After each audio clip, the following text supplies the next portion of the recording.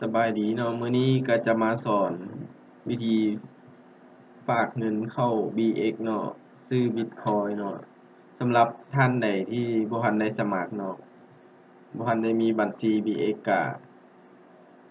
สมัครได้ผ่านลิงก์ด้านล่มวิดีโอเนาะสามารถที่ว่าจะกดสมัครจากด้านล่มคลิปเพื่อเป็นการสนับสนุนแอดมินได้เลยเนาะแล้วก็กดที่3ขีดแล้วก็ไปที่ลงทะเบียนเนาะหรือว่า Register เนาะแล้วก็กรอกข้อมูลแล้วก็วิธีการเบื้องต้นเนาะสำหรับการซื้อบิตคอยน์เนาะหรือว่าจะซื้อเหรียญสกุลดิจิตอลสกุลอื่นเนาะก็เฮ็ดคล้ายๆกันเนาะคือเราต้องฝากเงินบาทเข้าสู่ระบบเว็บ BX ก่อนเนาะก่อนที่จะฝากเงินบาทเข้าไปเนาะเราก็ต้องใส่ข้อมูลบัญชีธนาคารของท่านเนาะวิธีการเนาะก็กดที่3ขีดเนาะจากนั้นเนาะก็มาที่เงินของฉันเนาะจะเห็นว่ามีบัญชีธนาคารเนาะบัญชีธนาคารเนาะก็ให้ท่านถ่ายรูปให้ชัดเจนเนาะถ่ายรูปหน้าปกบัญชีธนาคารเนาะให้ชัดเจนเนาะแล้วก็ส่งไฟล์เนาะซึ่งว่าชื่อบัญชีธนาคารเนาะต้องตรงกันเนาะกับชื่อที่เราลงทะเบียน BX เนาะการฝากเงินเนาะการฝากเงินเข้าไปซื้อบิตคอยน์เนาะบิตคอยน์ก็ที่เรารู้กันเนาะมันจะมีความเสี่ยงเนาะท่านต้องเรียนรู้ระบบเงินบิตคอยน์ก่อนเนาะเพื่อรับความเสี่ยงให้ได้เนาะวิธีฝากเนาะก็กดที่3ขีดแล้วก็ไปที่เงินของฉันเนาะซึ่งว่าเมนูเป็นภาษาไทยเนาะแล้วก็ไปที่เงินฝาก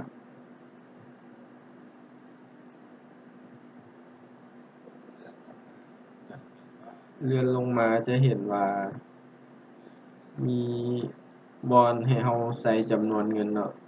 ให้เราใส่จำนวนเงินเนาะที่ตามที่เราต้องการเลย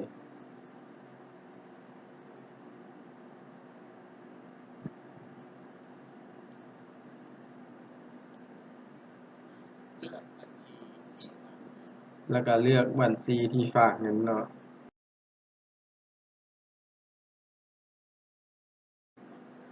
ต้องเป็นบัญชีที่ตรงกันเนาะจึงจะโอนเงินเข้ามาได้เนาะ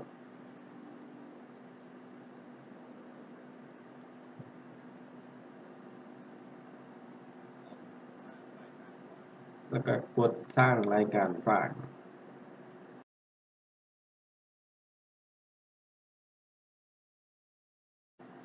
ข้อมูลจะขึ้นมาบอนนี้เนาะแล้วก็จะมีเลขบัญชีของ BX เนาะด้านลุ่มบอนนี้เนาะให้เราโอนเงินเข้าไปในจำนวนที่ตรงกันเนาะกับที่เรากรอกข้อมูลไว้เนาะ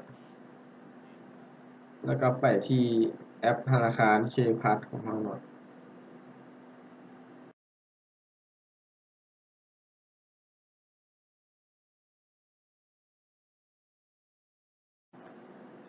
เข้าระบบ Kpass ปกติเนาะ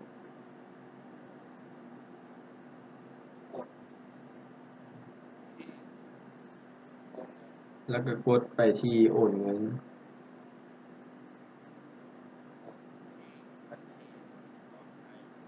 แล้วก็กดที่บัญชีกสิกรไทยแล้วก็ระบุเลขบัญชีให้ถูกต้องเนาะ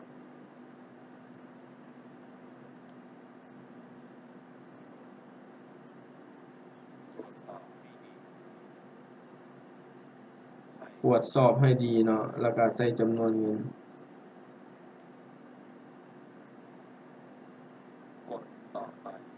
แล้วก็กดต่อไป แล้วก็กดยืนยัน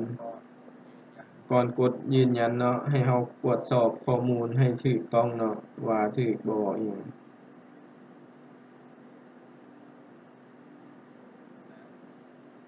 แล้วก็กดยืนยันเนาะหลังจากเราตรวจว่าถูกต้องเนาะ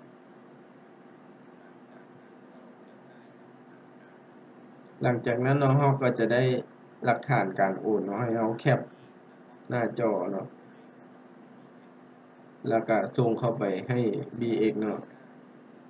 เราก็กลับไปที่หน้า BX เนาะเลื่อนลงมาแล้วก็เลือกไฟล์ที่เราแคปหน้าจอไว้เนาะ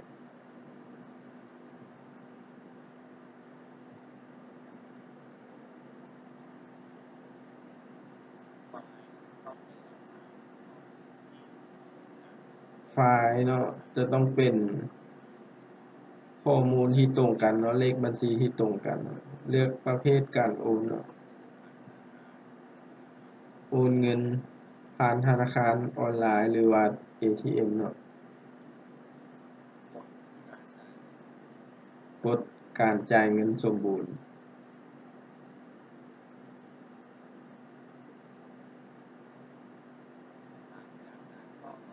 หลังจากนั้นเนาะก็รอท่าเนาะอาจจะ3นาทีหรือว่าครึ่งชั่วโมงหรือว่าอาจจะโดนกว่านั้นเนาะก็แล้วแต่ว่ามื้อใดคนฝากน้อยฝากหลายเนาะ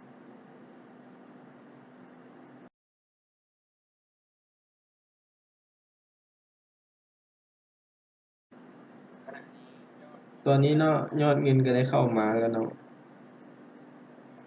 สามารถเบิ่งบอน3ขีดนี่เนาะจะเห็นว่ามีแจ้งเตือนเนาะอยู่บอนนี้เนาะเป็นรูปกระดิ่งเนาะ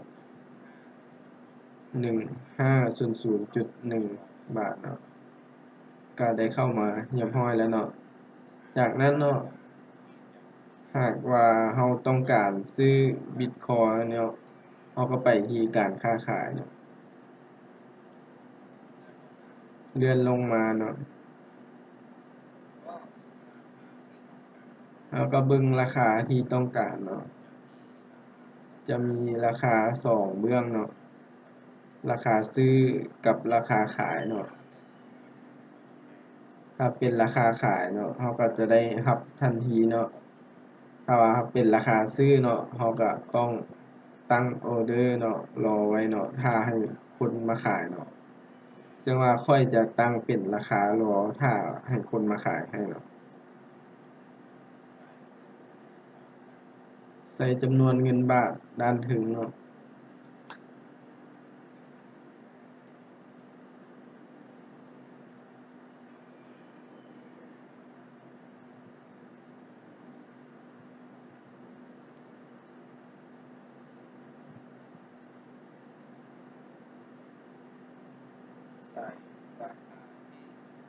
แล้วก็ใส่ราคาที่ต้องการเนาะ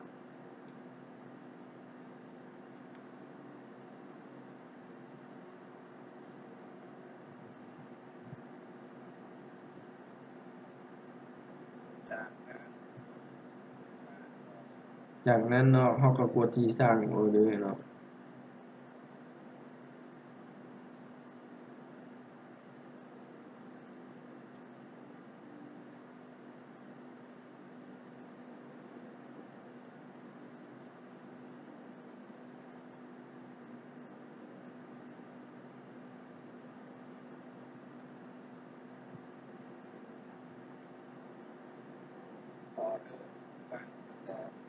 ตอนนี้ออเดอร์ก็ถูกสร้างขึ้นแล้วเนาะ